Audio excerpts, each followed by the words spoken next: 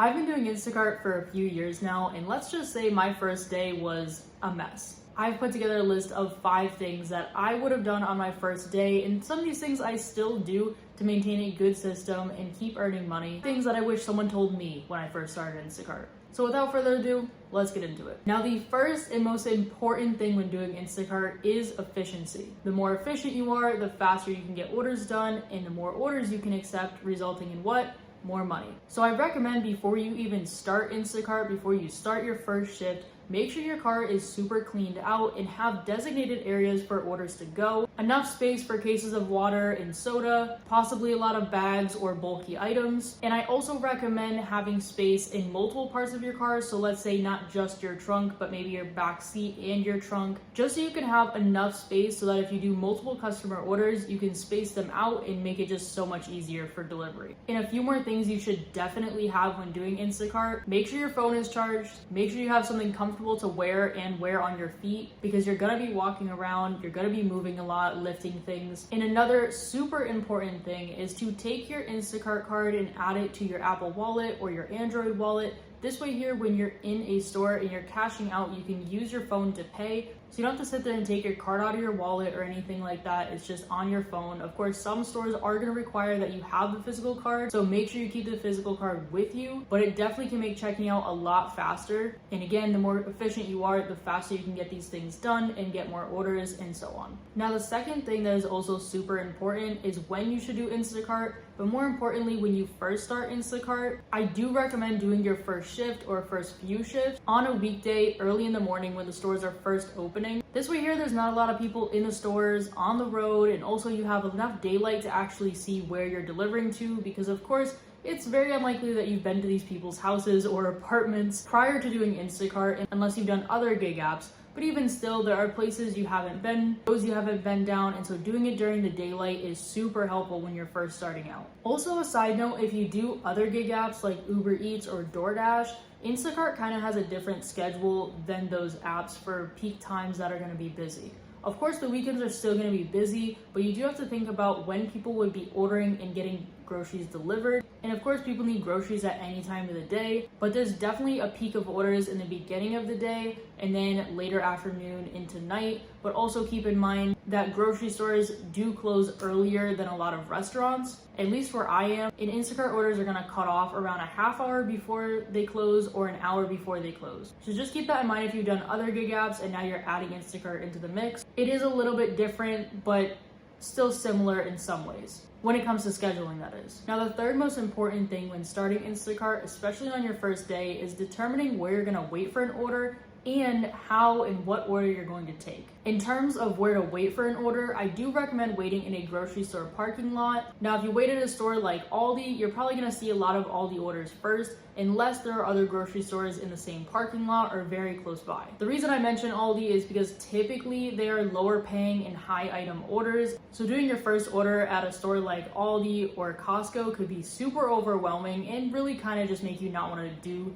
Instacart altogether, because also, like I said, at least Aldi typically is lower paying. So if you're only seeing Aldi orders, you're probably gonna not really want to do Instacart. I'm not saying avoid it altogether, but it's probably not the best place to wait. I recommend waiting at a grocery store parking lot that is near other stores that also do Instacart, really just a popular area. This way here, you can see orders for multiple stores at once, and you're more likely to see an order that you actually want to do and feel able to do, especially on your first day. Now, when it comes to determining what order to take, there's a few factors that go into it, and I definitely understand if a bunch of orders are popping up on your screen, it can be overwhelming. Luckily, Instacart does have a small feature in their app where if you look at an order and you're like, I don't think I want to take it, you can swipe it to the left and it'll hide that batch. So you can still go back to that batch if you hit hidden batches on the bottom of the screen. You can still go back to see those orders if you decide to take them instead. It's not like other gig apps where you decline it and it's just completely off your screen, but it kind of helps to sort out the orders and organize them so you can better see what orders you actually are thinking about taking. Now, do keep in mind these orders go quickly, especially if they are high paying. So I don't recommend sitting there waiting, determining an order for too long, and especially if it's a really good order, just take it. The worst that happens is you decide to drop the order. Make sure you drop the order if you're going to before starting shopping, because otherwise you won't be able to shop for 24 hours. You can have up to a 15% cancellation rate without getting deactivated. So on your first day, don't stress it too much if you take an order and decide this is too much. But of course, when you're looking at an order, look at the pay, the miles, how many customers, and the items that are in the order. Do keep in mind that the miles listed on the actual order screen are the amount of miles from the store to all of the deliveries. It is not including you driving to the store, so if you are not at that store, you will have to factor in those miles as well. And then for the items, when you click on an order, you can actually scroll through the items and see what items are in the order before you actually take the order, which is a nice feature. But again, you don't want to do that for too long, especially if it's a good order. And a good order kind of depends on the store, the type of items, how many customers, things like that. So just try out a few orders as you go. See how long it takes you, and then you can kind of figure out if those orders are worth it and come up with your own algorithm, because for me, there are some stores that I'm faster at shopping at, it's easier to check out, and so I don't mind getting a little less money for a store like that just because I know I can finish it faster. But those are all things that you will learn as you go.